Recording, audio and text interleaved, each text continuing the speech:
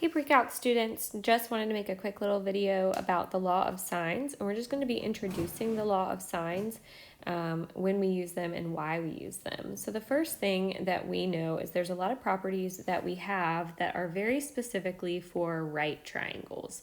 So let's say I have a right triangle. I'm going to label the right angle C and my two other angles A and B.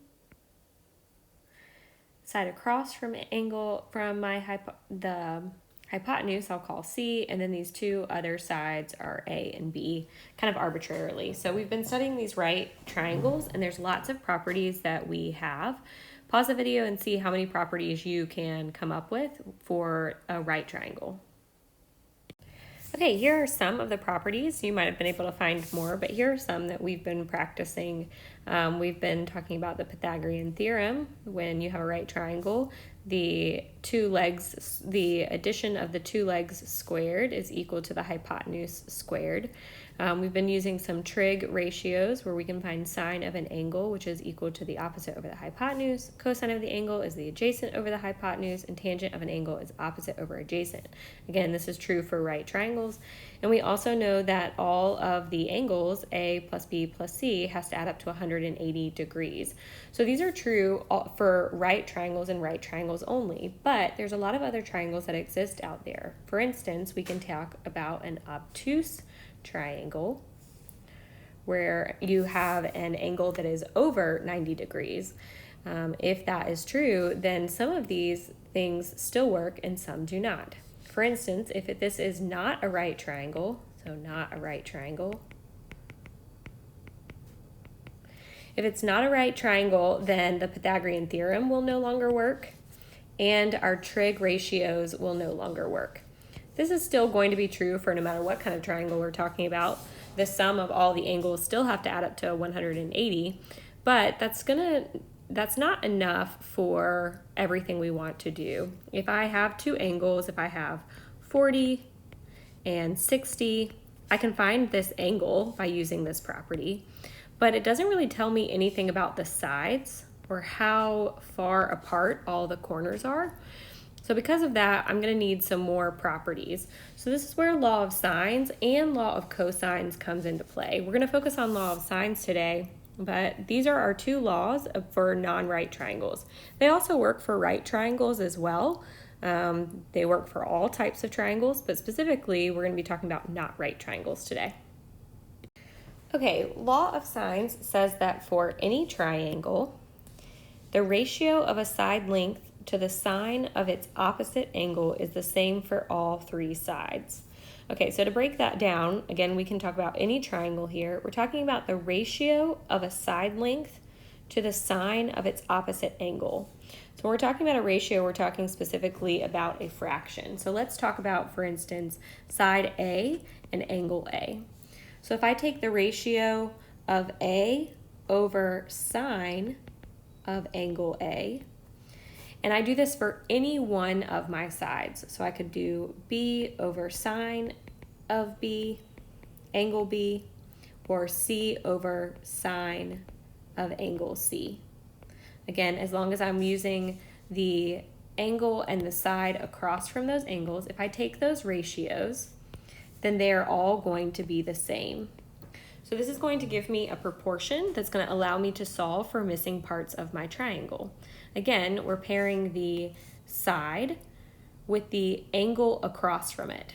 And the angle always goes inside the trig. So the side is on top and the angle is inside of the trig with the sine. And again, we can use this to solve for missing pieces on any triangle, not just a right triangle. Again, law of sines works for any type of triangle.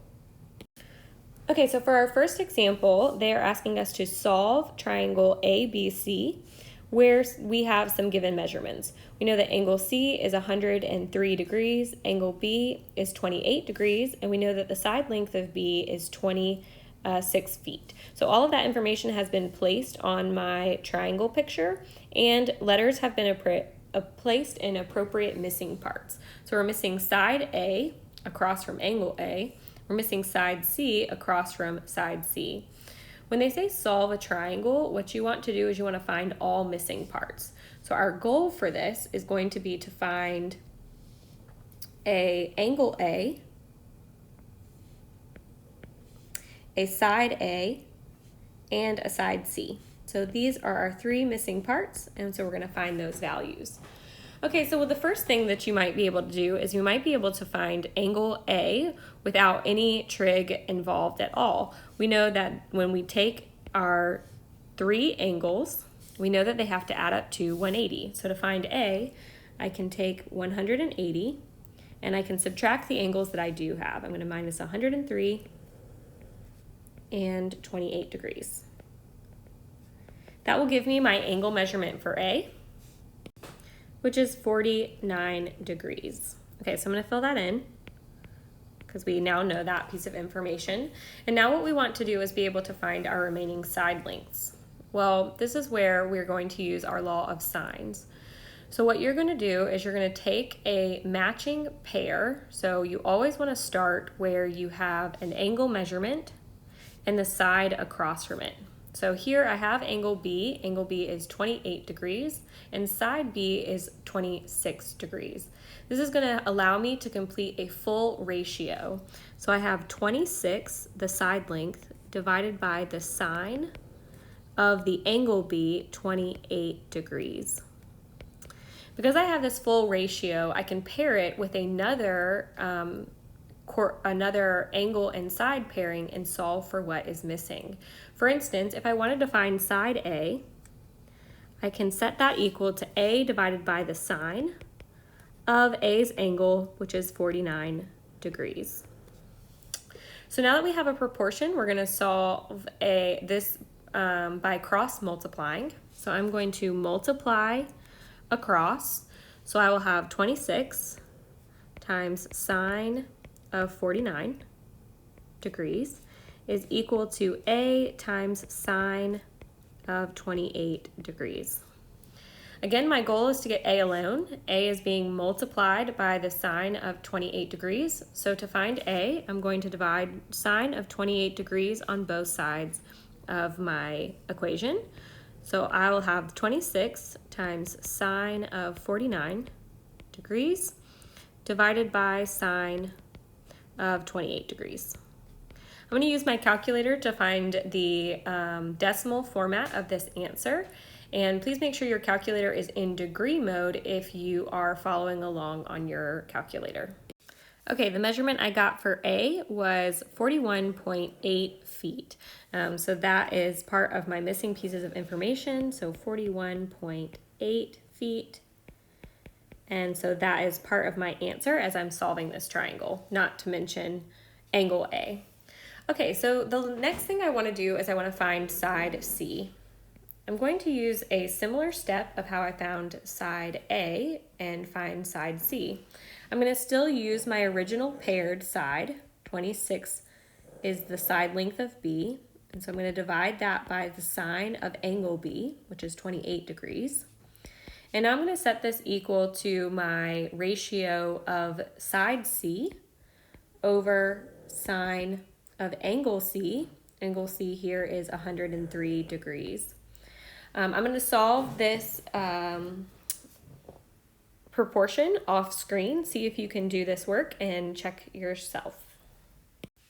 Okay, so I did my cross multiplication. I got 26 times sine of 103 is equal to C times sine of 28. I divided by sine of 28 on both sides. I used my calculator in degree mode. If your work looks right, but your answer is different than mine, check to make sure your calculator is in degree mode by hitting the mode button and switching from radians to degrees. And this is my side length for C. So now I have all missing pieces. I have angle A, I have side A, and I have side C. So again, to solve a triangle means to find all missing parts. Sometimes they're not going to have the picture drawn for you, and this is what's called forming a triangle or seeing if you can form a triangle. Law of sines, in order to work, requires a minimum of 3 pieces. So you'll either have 2 angles and a side, and this is called angle, angle, side, or angle, side, angle, and this is considered an easy case. 2 sides and an obtuse angle. This is also considered easy. And then there's a hard case where you have 2 sides and an acute angle. This is what's called the ambiguous case of sines, and I'm actually going to make a separate video for that, specifically talking about when that happens. So we're going to do quickly an easy one example, and I'm going to see how much of this you can actually do on your own. So here's an example. We're going to solve a triangle. We have a triangle that has an angle A of 40 degrees, B of 60 degrees, and A, the side across from angle A, is 4. The first thing I'm going to do is I recognize that I have two angles, so I can immediately go ahead and find my third angle. So if I have two side angles, 40 degrees and 60 degrees, that gives me a total of 100 degrees, which means I have 80 degrees remaining for that angle C. So I can quickly see that this is going to be some type of an acute angle. I have all acute angles here. So I'm going to go ahead and draw myself an acute angle, not drawn to scale. This kind of looks equilateral, and it shouldn't be, but it's just kind of something to get us going. And I'm going to go ahead and start to label things appropriately. I know that A is 40 degrees, B is 60 degrees, and C is 80 degrees. I also know that the side across from A is 4. And so the question is, well, what is still needing to be found? Well, I need the side across from B, so I'm going to label that little b. And I need the side across from C, I'm going to label that little c. I'm going to set up two law of sines to solve for my two side lengths. So if you want to try this, pause the video. I'm going to do this work off screen because this is very similar to something that we've already done, and that way you can check your work. Okay, so I set up my proportion where I had the side length of 4 over the angle across from it, so sine of 40 degrees, and I set that equal to the side C over angles C's sine value, so sine of angle C, which is 80 degrees. I cross multiplied, I divided to get C alone, and my C value was 6.13. I'm going to do the same thing for B, again off screen, so pause your work or pause the video and see if you can do this on your own. Okay, and here's my work for side B, setting up my original proportion, cross multiplying, using division to solve for B, and again using my calculator to find my final answer. Again, always want to check the mode on your calculator. If your work looks right, but your answer does not match mine, it's because your calculator is probably in the wrong mode. Make sure you switch from radians to degrees. That's it for now, and then I am going to make a second video on the ambiguous case of law of sines and why law of sines can sometimes be a little tricky.